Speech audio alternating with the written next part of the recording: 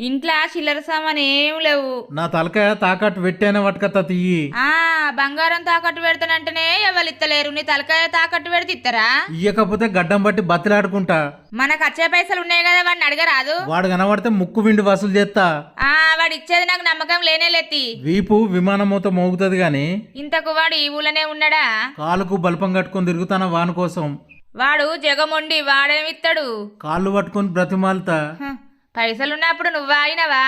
ఏం చేయాలి, కళ్ళల్లో నిప్పులు పోసుకున్నారు. ఎవరినైనా చుట్టాలని అడగరాదు? గుమ్మడికాయ దొంగ ఇవ్వాలంటే భుజాలు తడుముకున్నట్టు తడుముకుంటారు.